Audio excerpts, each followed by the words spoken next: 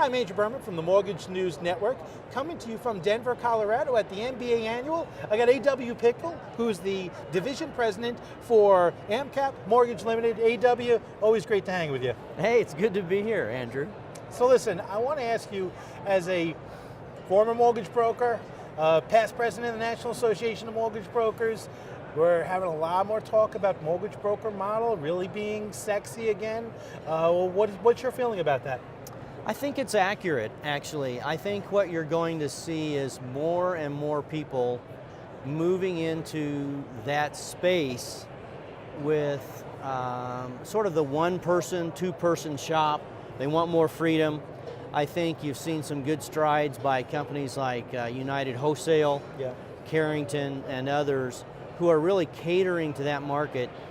And you know, the broker can still be feet on the street, just like they always were.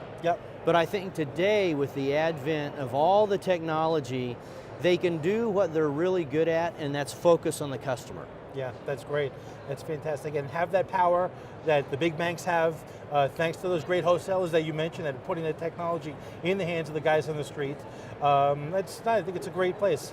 Now, let me ask you, because you've seen a lot of mergers and acquisitions in your time. I have. You know, this is kind of jumping topics, but as someone who's headed up a huge mortgage bank, you know, one that hired a lot of the top originators out there, top branches, how do you prepare yourself to look good for an acquisition or a merger? So if you're a mortgage bank out there and you want to prepare yourself for a merger acquisition, even if you never intend to sell, but just to be fully optimized, what are the things that these mortgage banks could do? Well, I think one is you have to look at what is the intent of the purchaser or your marriage partner. Right, makes sense. And so if their intent is to build an asset, and your intent's to build an asset, then that goes a long way.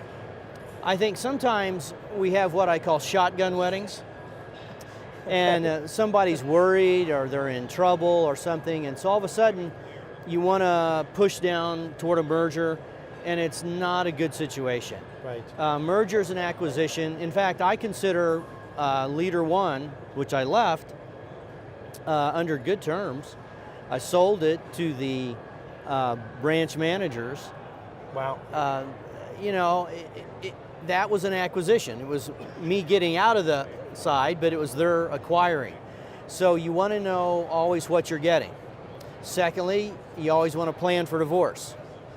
You never want to get married in a merger or an M&A without knowing how are you going to get out of it. Yeah. And you want to plan for that, because hopefully, you know, we never want to have a divorce, but sometimes it simply happens. Yep, and understandings often lead to misunderstandings. They do, and I think, you know, as you said, I was a broker. Yeah.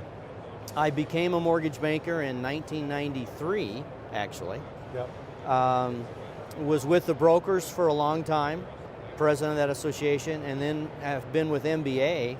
And I will say that MBA serves the mortgage banker and I believe the loan officers really well. I mean, they're pushing for transitional licensing.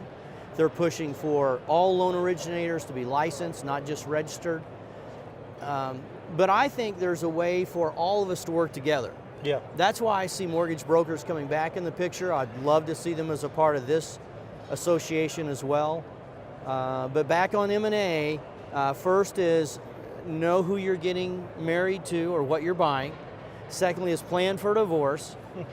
And third, if anyone who's acquiring you tells you that nothing will change, everything will change. It will be different. It's not going to be the same. That's great. And that's okay. Yeah. People have different ideas and they grow at different ways. Wonderful. A.W., thank you for stopping by. Thanks. Good to talk to you as always. I'm Andrew Berman from the Mortgage News Network. Thank you for watching.